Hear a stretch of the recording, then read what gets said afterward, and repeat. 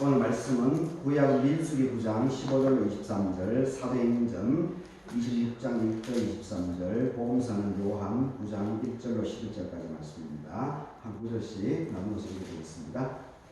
성막을 세운 날에 구름이 성막 곧 증거의 성막을 덮었고 저녁이 되면 성막 위에 불 모양 같은 것이 나타나서 아침까지 이르렀을 때 항상 그러하여 낮에는 구름이 그것을 덮었고 밤이면 불 모양이 있었는데 구름이 성막에서 떠오르는 때에는 이스라엘 자손이 곧 행진하였고 구름이 머무르는 곳에 이스라엘 자손이 진을 쳤으니 이스라엘 자손이 여호와의 명령을 따라 행진하였고 여호와의 명령을 따라 진을 쳤으며 구름이 성막 위에 머무는 동안에는 그들이 진영에 머물렀고 구름이 성막 위에 머무는 날이 오랜 때에는 이스라엘 자손이 여호와의 명령을 지켜 행진하지 아니하였으며 혹시 구름이 성막 위에 머무는 날이 적을 때도 그들이 다만 여호와의 명령을 따라 진영에 머물고 여호와의 명령을 따라 행진하였으며 혹시 구름이 저녁부터 아침까지 있다가 아침에 그 구름이 떠오를 때에는 그들이 행진하였고 구름이 밤낮 있다가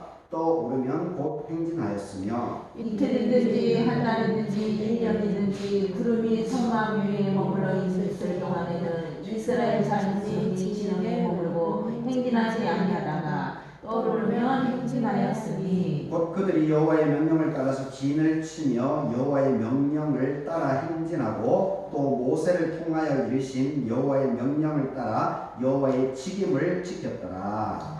아멘. 사도행전 26장입니다.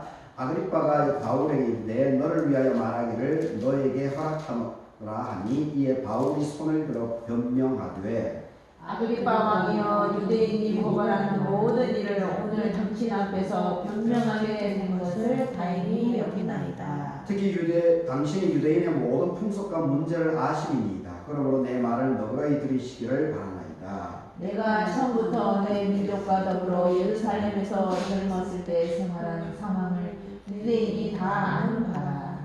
일찍부터 나를 알았으니 그들이 증언하려 하면 내가 우리 종교의 가장 엄한 판을 따라서 바리새인의 생활을 하였다고 할 것이다. 이제도 여기 서서 신문받는 것은 하나님이 우리 조상에게 약속하신 것을 바라는 까닭이니 이 약속은 우리 12지파가 밤낮으로 간절히 하나님을 받들어 섬김으로 얻기를 바라는 바인데 아그리빠 왕이여 이 소망으로 말미암아 내가 유대인들에게 고소를 당하는 것입니다. 당신들은 하나님이 죽은 사람을 살리심을 어찌하여 못 믿을 것으로 여기나이까. 나도 나사렛 예수의 이름을 대적하여 많은 일을 행하여야 될 줄 스스로 생각하고 예루살렘에서 이런 일을 행하여 대제사장들에게 고난을 받아 가지고 많은 성도를 오게 받으며 죽일 때에 내가 찬성표를 하였고 또 모든 회당에서 여러 번 형벌하여 강제로 모독하는 말을 하게 하고 그들에 대하여 심히 격분하여 외국 성에까지 가서 박해하였고 그 일로 대제사장들의 고난과 이임을 받고 다메섹으로 간나이다. 왕이여 정오가 되어 길에서 보니 하늘로부터 해보다 더 밝은 빛이 나와서 내 동행들을 둘러 비추는지라. 우리가 다 땅에 묻은 이즘에 내가 소리를 들기 히브리 말로 이르되 사울아 사울아 너가 어찌하여 나를 학대하느냐 가스치기를 뒷발질하기가 내게 고생이니라. 내가 대답하되 주님 누구시나이까? 주께서 이르시되 나는 너가 박해하는 예수라. 일어나 너의 말을 가지고 서라. 내가 내게 나타난 것은 곧 내가 나를 본 일과 장차 내가 내게 나타날 일에 너로 종과 증인을 삼으려 하리니 이스라엘과 이방인들에게서 내가 너를 구원하여 그들에게 보내어 그 눈을 뜨게 하여 어둠에서 빛으로 사탄의 권세에서 하나님께로 돌아오게 하고 제 사함과 나를 믿어 거룩하게 된 우리가 가운데서 기업을 얻게 하리라 하더이다. 아그리빠 왕이여 그러므로 하늘에서 보이신 것을 내가 거스르지 아니하고 먼저 다메섹과 예루살렘에 있는 사람과 유대 온 땅과 이방인에게까지 회개하고 하나님께서 돌아와서 회개에 합당한 일을 하라 전하므로 유대인들이 성전에서 나를 잡아 죽이고자 하였으나 하나님의 도우심을 받아 내가 오늘까지 서서 높고 낮은 사람 앞에서 증언하는 것은 선지자들과 모세가 반드시 되리라고 말한 것밖에 없으니 곧 그리스도가 고난을 받으실 것과 죽은 자 가운데서 먼저 다시 살아나사 이스라엘과 이방인들에게 빛을 전하시리라 함이니라 하니라. 요한복음 9장입니다. 예수께서 길을 가실 때에 날 때부터 맹인된 사람을 보신지라. 제자들이 이르되 라비어 이 사람이 맹인으로 난 것이 누구의 죄로 인함이니까 자기니까 그의 부모니까 예수께서 대답하시되 이 사람이나 그 부모의 죄로 인한 것이 아니고 그에게서 하나님이 하시는 일을 나타내고자 하십니다. 때가 아직 낮음에 나를 보내신 일을 우리가 하여야 하리라. 감히 우리니 그때는 아무도 일할 수 없느니라. 내가 세상에 있는 동안에는 세상의 빛이로라. 숨을 하시고 땅에 침을 뱉어 진흙을 이어 그의 눈에 가르치고 이르시되 실로암 못에 가서 씻으라 하시니 실로암은 번역을 하면은 보냄을 받았다는 뜻이다. 이에 가서 씻고 밝은 눈으로 왔더라. 이웃 사람들과 전에 그가 그리는 것을 보았던 사람들이 이르되 이는 앉아서 구걸하는 자가 아니냐. 어떤 사람은 그 사람이라 하고 어떤 사람은 아니라 그와 비슷하다 하거늘 자기 말은 내가 그러하니 그들이 묻되 그러면 내 눈이 어떻게 함께 읽겠습니다. 대답하되 예수라는 그 사람이 진흙을 이겨 내 눈에 바르고 나더러 실로암에 가서 씻으라 하기에 가서 씻었더니 내게 보게 되었더라. 아멘. 오늘 이 본문으로 누구의 죄 때문입니까? 누구의 죄 때문입니까? 이런 점으로 말씀을 생각해 보겠습니다. 오늘 부활절 두 번째 주일입니다. 그리고 절기로는 이제 몽사 절기에 들어가게 되는 이 청명 3일째를 맞이하고 있습니다. 오늘 예배에 참석하신 여러분들에게 하나님의 은혜가 함께하기를 바라겠습니다. 이 기독교에 있어서 이 죄의 문제에 대해서는 늘 언급을 하죠. 그래서 이 죄의 문제가 얼마나 중요한 것이었으면 창세기 이 창조 하나님께서 세상을 6일 동안 창조하신 이후에 그리고 처음으로 첫 작품으로 이 아담을 만들고 그리고 아담의 갈빗대로 이 하와를 만든 이후에 그 에덴 동산에서 뱀의 유혹으로 이렇게 이 죄의 문제가 우리 사람에게 인류에게 들어오게 되었다라고 하는 이것을 언급을 하고 있습니다. 그것을 이제 우리는 교리적으로 원죄다, 근원이 되는 범죄 행위다라고 이렇게 얘기를 합니다. 그래서 이제 기독교에 있어서는 이 모든 사람에게 근원적인 이 죄가 우리를 이렇게 좌지우지하려고 하고 있다라고 강조합니다. 그래서 이 죄의 문제를 해결할 수 있는 방법은 예수 그리스도밖에 없다라고 또 얘기를 하고 있습니다. 그래서 그 죄로 인해서 이 인류의 모든 아담과 하와로부터 시작된 그 모든 죄, 근원적인 죄의 문제를 해결하기 위해서 예수님께서는 십자가에 피 흘려 달려 돌아가셨다. 그래서 우리가 예수 그리스도를 고백하게 되면은 그 모든 죄로부터 우리는 자유하게 될 것이다. 그리고 영원한 생명을 얻게 될 것이다. 라고 이렇게 얘기를 하고 있습니다. 그것을 이제 우리는 교리다라고 이렇게 얘기를 하죠. 기독교의 이제 신구약 성경의 핵심을 그렇게 정리를 하고 있는 겁니다. 그러니까 이 죄라고 하는 이 문제는 참 단순한 문제가 아닙니다. 그만큼 지금도 여전히 이 모든 인간에게 이게 작동이 되고 있는 그런 부분입니다.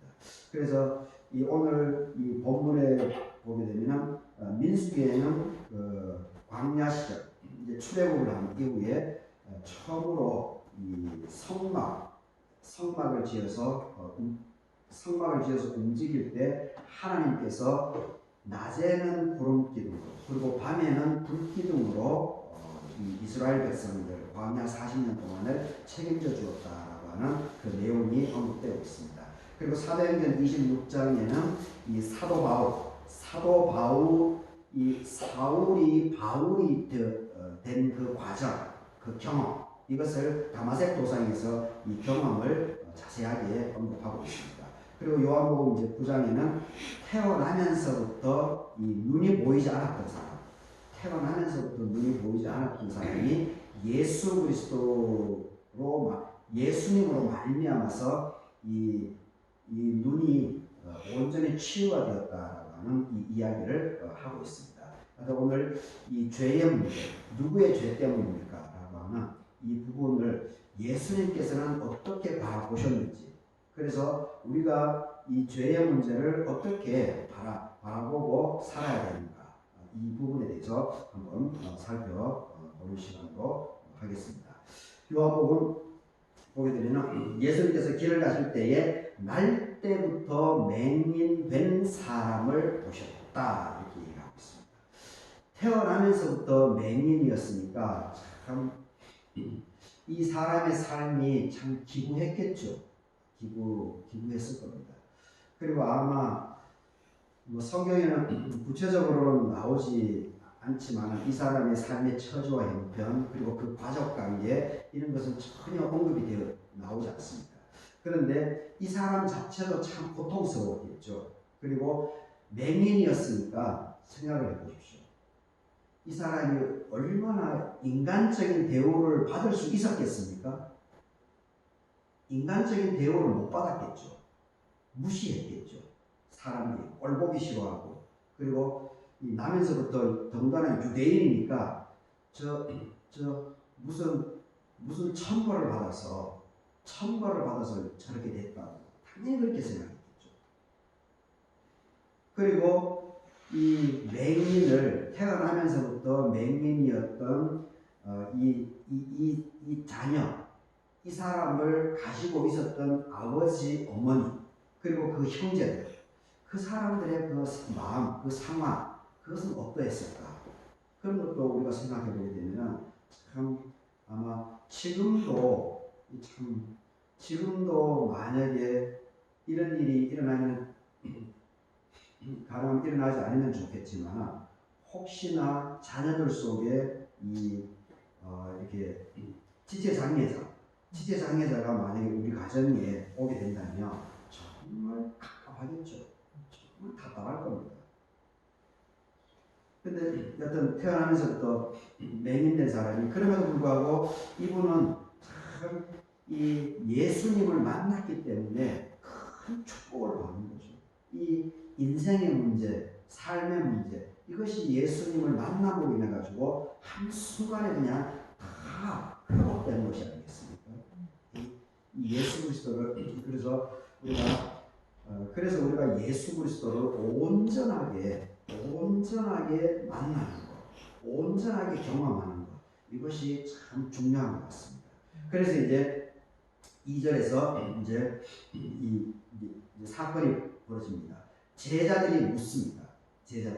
랍비여, 선생님이여, 이 사람이 맹인으로 난 것이 누구의 죄로 인함이니까? 자기 스스로 때문이겠습니까? 아니면 그의 부모 때문이겠습니까? 이렇게 묻습니다. 이 지금 제자들도 전부 다 유대인들이죠. 제자들도 전부 다 유대인인데 이 당시의 유대인들이 이 나면서부터 맹인된 그런 상황, 그런 일, 이것을 어떻게 바라보고 있는가, 어떻게 해석하고 있는가, 이것을 그대로 드러내 놓고 있습니다. 이 당시에 유대인들은 예수님의 제자들조차도 어떤 생각을 갖고 있었는가 하면은 태어나면서부터 맹인이었기 때문에 그것은 분명히 그 사람 부모가 하나님으로부터 죄를 저질렀든지, 그러니까 저주를 받았다는 거죠. 하나님의 저주를 받았다는 겁니다. 아니면은 맹인 그 사람이 하나님으로부터 저주를 받았다는 겁니다. 그래서 맹인으로 될 수밖에 없다. 이렇게 생각을 한 겁니다. 이게 일반적인 그 당시 2000년 전에 그 당시에 보편적인 일반적인 일반인들의 모든 생각이었다. 그것을 지금 이 제자들의 질문을 통해서 그것을 우리가 알 수가 있습니다. 확인할 수 있습니다.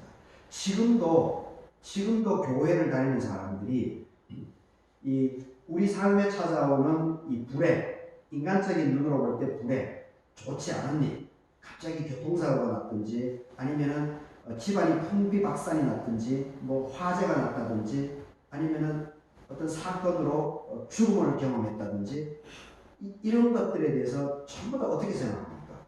교회를 다니는 사람들이 내가 하나님부터 저주를 받았네. 하나님께서 나를 버렸네. 내가 무슨 주의를 성수 안 해서 그럴까? 주의를 지키지 않아서 그랬을까?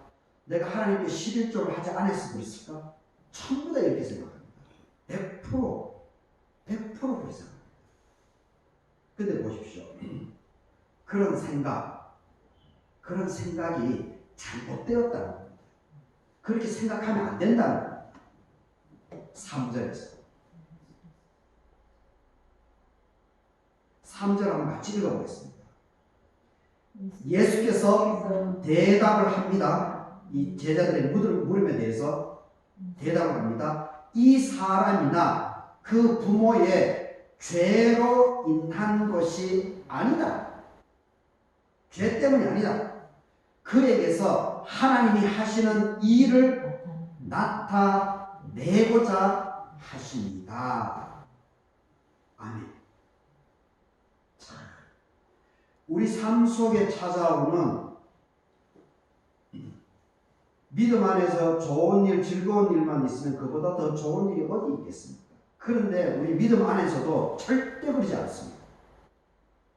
인간사의 모든 생사화복의 문제가 교회를 다니지 않는 예수 그리스도를 고백하지 않는 사람들처럼 예수 그리스도를 고백하는 우리들에게도 동일하게 예외 없이 다 찾아옵니다. 다 찾아옵니다. 그러할 때 우리가 특별히 사람들이 인간적인 눈으로 볼 때 불행이라고 하는 것, 재수 없다라고 하는 것, 이러한 것을 경험하게 될 때에 우리가 그 사건, 그 상황, 이것을 어떻게 바라보고 어떻게 해석하고 어떻게 대처해 나가느냐, 이것을 예수님께서 지금 분명하게 우리들에게 알려주고 있습니다. 저주받는 게 아니라는 겁니다. 재수 없어서 그렇게 된 것이 아니라는 겁니다. 재수 없어서 천벌을 받았어. 저주를 받았어. 이 우리가 믿음 안에서도 이게 참 자꾸 그렇게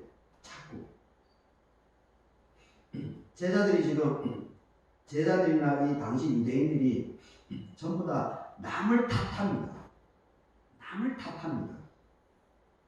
저 부모가 뭐 잘못이 있었겠지. 저 양반이 저주를 받았겠지. 저 양반, 저 부모가 저거 문제야, 저게. 저 양반이 저게 문제야. 남을 탓합니다. 그리고 책임을 막 추궁합니다. 책임. 그럼 뭐 핀잔하고 손가락질하고 저주하고 자기는 안 그런 척. 이게 철저한 바리새의 신자들의 모습입니다. 이게 예수 그리스도는 하나님을 모르는 사람들입니다. 예수를 믿고 하나님을 안다면 그렇게 해서는 안 된다는 겁니다.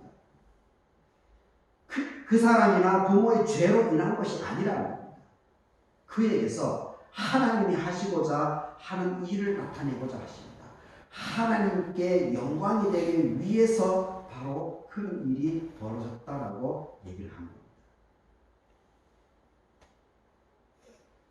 요즘 한국 교계에서 제가 여러 이제 귀한 목사님들이 계시지만 특별히 저는 개인적으로 분당 우리 교회에 있는 이창수 목사님을 참 좋아하고 있습니다. 그리고 그분의 설교를 거의 매주 빠지지 않고 거의 듣고 있습니다. 합동층, 우리 지역으로 보게 되면 남원 일대교회 그리고 의지 창광교회하고 같은 교회입니다. 좀 상당히 좀 보수적인 교회죠. 교단입니다. 근데 오늘 이 본문과 연관되어 가지고 어떤 것이 생각나는가 하면 지금 분당 우리 교회 이찬수 목사님은 한국 교계를 대표하는 대표 주자급입니다. 그리고 이 목사님이 참 신실하십니다. 그리고 성경에 대해서도 아주 이렇게 해석들을 정말 깊이 있게 말씀을 성경을 해석하고 말씀을 증언해 주고 있습니다. 근데 이 아버지입니다. 이 아버님은 고신측 출신입니다. 고신. 우리 지역으로 보게 되면 아곡 사랑의 교회. 그 장로 교단 중에서도 가장 보수적인 교단이 바로 고신측입니다. 그 아버님이 고신측 목사였는데, 근데 이 아버님이 어떤 문제가 있었는가 하면은 이 아버님이 목사님이신데 말이 어눌합니다. 말을 잘하지 못합니다. 말을. 그리고 어떤 일이 벌어지면은 그냥 말 자체를 아예 하지를 못합니다. 그래서 특별히 이 목사기 때문에 주일날 설교를 매번 당연히 해야 되지 않습니까? 특히 주일 낮 예배는 아주 매일 중요한 부분이기 때문에 그래서 이번에 새벽부터 일찍 일어나가지고 설교를 준비하고 기도하는 마음으로 준비하고 이렇게 하는데 만약에 예배 전에 어떤 작은 사건이 일어나게 되면은 그 예배 설교 자체를 못할 때가 많이 있답니다. 그러니 그 교회가 부흥이 되겠습니까? 그러니까 이찬수 목사님 아버님 그 목사님이 너무 자기 스스로가 답답한 거죠. 자기 스스로가 답답한 겁니다. 그래서 이분이 이것은 내 스스로의 힘으로 극복할 수 없다. 그런데 더군다나 말을 해야 되는 목사인데 이러니 이 하나님으로부터 은혜를 받아야만 극복이 될 수 있다. 그래서 이분이 금식 기도를 합니다. 40일 동안 금식 기도. 그런데 금식 기도 중에 17일 만에 금식 기도하는 17일 만에 생명이 끊어집니다. 금식 기도하는 목사가 자기의 약점 이것을 극복하기 위해서 하나님으로부터 은혜를 받아서 치유를 하려고 믿음으로 금식을 했는데 17일 만에 죽음으로 돌아왔습니다. 그런데 참 감사하게도 그 부인이 되신 이찬수 목사님의 어머님이시죠. 작년 크리스마스 어간에 이제 93세로 돌아가셨는데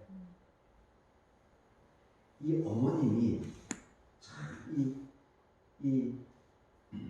그 어머님이 제가 볼 때는 참 대단한 것 같습니다. 그 어머님. 금식 기도하다가 목사가 되어가지고 금식 기도하다가 17일 만에 죽었으면 그 고통이 그 충격이 얼마나 크겠습니까? 그런데 거기에 대해서 한마디 얘기도 하지 않는 거죠.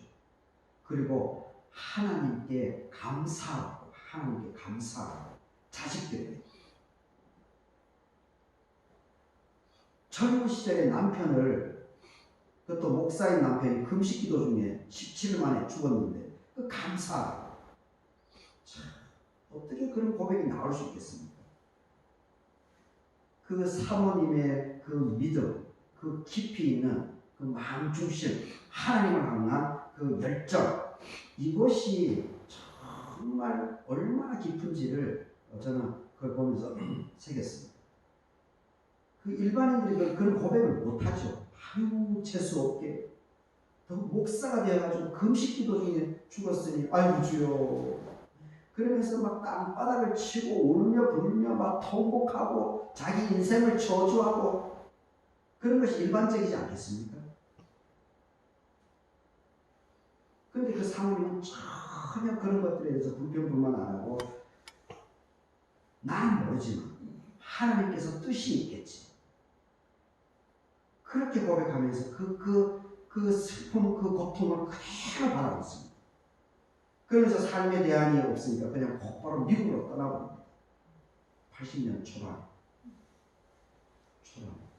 그러니까 이 장성 목사님이 이제 나중에 이제 고백하는 걸 들어보게 되면 어린 시절에 그 아버님이 목사하고 어느로 말도 제대로 못하고 그리고 사람들 그러니까 교인들이 얼마나 쑥덕대겠습니까?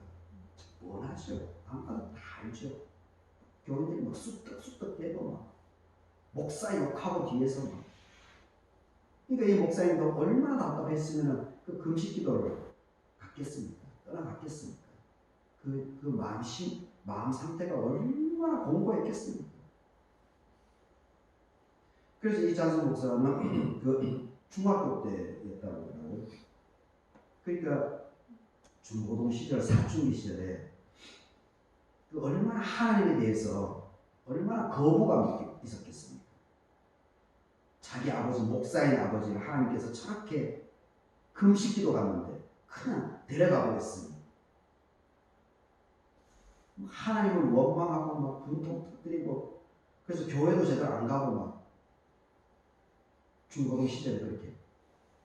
그런데 이분이 이제 대학 가고 미국에서 대학 생활하고 그러면서 다시 이제 하나님을 만나기 시작합니다. 그러면서 이 사람이 내가 목사가 되어야 되겠다. 그 마음을 정하는 거죠. 그래서 이분이 미국에서 전부 다 그 당시에 80년대면은 전부 다 국내에 있는 신학교 나와가지고 전부 다 미국 유학 가고 우리 교단 같은 뭐 독일로 유학 가고 그래서 거기서 공부해가지고 목사 박사학위 받고 그래서 국내에 와가지고 막 이렇게 어깨에 힘주면서 큰 교회 차지하고 이렇게 목회하려고 하는 것이 일반적인 모습이지 않습니까? 물론 지금도 그렇지만. 그런데 이 장성 목사는 오히려 역으로 반대로 미국에서 신학교를 가지 않고 국내로 와가지고 신학교를 간 거예요. 사당동에 있는 총신대. 그래서 오카노 목사님 계셨던 사랑의 교회에서 부교였죠. 청소년 사회다. 그리고 오카노 목사님이 후원해줘가지고 금방 우리 교회를 세워가지고 지금 이렇게 열심을 다해서 정말 하나님을 이 시대에 잘 증언하고 있습니다. 그러면서 그 아버님의 죽음에 대해서 이제서야 깊이 있게 더 깨닫게 된다는 그런 이야기를 들었습니다. 여러분 생각해 보십시오. 목사가 금식하다가 죽었습니다. 만약에 그것이 저였다라고 한번 해보십시오. 제가 말도 어눌하고 설교도 잘 못하고 뚜벅뚜벅하고 저게 뭔 말이지 뭐. 만약에 그렇게 했다고 보십시오. 여러분들이 어떻게 저를 보겠어요?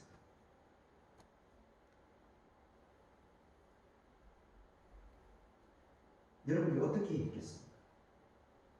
저 목사가 돼가지고 저게 목사라고 저게 금식기도 했는데 죽었다고? 아이고 재수없어. 아이고 광기만 저놈 제 할아버지 분명히 천벌을 받은 거예요. 당연히 그렇게 얘기하지 않겠습니까? 예수님께서 지금 그것을 얘기하는 겁니다. 전부 다 사람들이 누구의 죄로 인함입니까? 그 맹인 그 사람 때문입니다. 아니면 맹인의 부모가 하나님께부터 저주받았기 때문에 그렇습니다. 욥기도 보십시오. 욥기도 욥이 그렇게 막 나락으로 떨어져 버리니까 그 친구 3명하고 주변 사람들이 어떻게 욥을 대하냐. 뒤에서 쑥덕. 아이고, 저거 저주받으면. 이게 우리 모습입니다. 아무리 교회 열심히 다니고 주일을 안 빼먹고 오더라도 그 일반적인 모습입니다.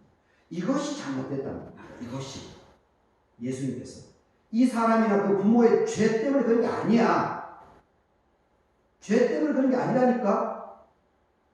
하나님께서 영광을 받기 위해서 그런 거야. 이 장수 목사 아버지 그 목사님 하나님께서 영광 받기 위해서 그렇게 한 거야. 그래서 그 사모님이 그것을 잘 이겨내고 이찬수 목사 중고등 시절에 하나님을 부정하고 좀 거치는 삶을 살았지만 그럼에도 불구하고 하나님께로 다시 돌아오게 되니까 분당 우리 교회라고 하는 저렇게 우리 한국 교계뿐만 아니고 전 세계를 위해서 지금 얼마나 하나님을 힘있게 증언하고 있습니다. 그 아버님의 죽음이 있기 때문에 그러지 않습니까? 그 어머님의 그 깊은 신앙이 있기 때문에 그럽니다. 막 철삭철삭대고 무슨 일이 있으면 아이고 저거 봐라 저거 봐라 저거 봐라 아이고 저거 아이고 창피해라 창피해라 남 탓하고 책임 추궁하고 자기는 안 그런 척. 죄가 없는 사람이 어디 있다고? 하나님 앞에 정당한 사람이 어디에 있다고? 자기 자신을 성찰하고 자기 자신을 돌아보고 나는 무슨 티끌이 없는가 흠이 없는가 그것을 더욱더 돌아보면서 자기의 부족한 점들을 더 하나님께 나아가서 고백하면서 하나님께 더 가까이 나아가야 되는데 그저 남 탓하고 손가락질하고 남 욕하고 책임 추궁하고 그런 사람에게는 하나님이 역사를 절대 하지 않습니다. 보십시오. 하나님으로부터 은혜를 받으려면 점점 겸손해야죠. 온유해져야 됩니다. 온유해져야 됩니다. 화살을 남을 향하면 안 되고 손가락질을 남으로 가지 말고 자기 자신의 그 손가락질을 해야 됩니다. 그렇게 할 때 하나님의 역사가 됩니다. 그리고 그러할 때 그 사람은 귀한 사람이 됩니다. 사람들에게 존귀함을 받습니다. 부모의 죄 그 사람 때문에 아니랍니다. 하나님께서 하시고자 하는 일 때문에 그렇다는 겁니다.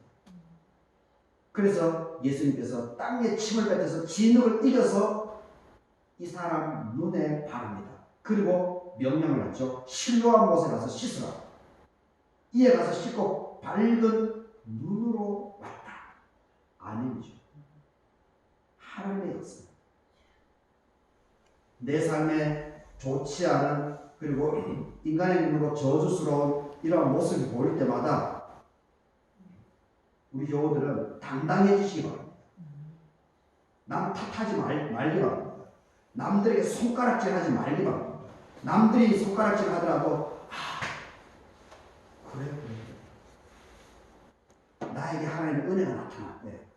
나에게 하나님의 큰 역사가 나타났대. 하나님이 나를 들어 쓰기 위해서 그런 거야. 이렇게 당당하게 맞서 나가야 합니다. 주눅 들고 나는 왜 그러지? 나는 왜 그러지? 막 자기를 공격하고 자기를 탓하고 절대 그렇게 하지 마십시오. 절대. 그럴 때일수록 하나님께로 가야 돼요. 하나님. 주눅 들지 말고 주눅은 들겠지만 그 주눅 드는 그 모습 그대로 하나님께 나아가서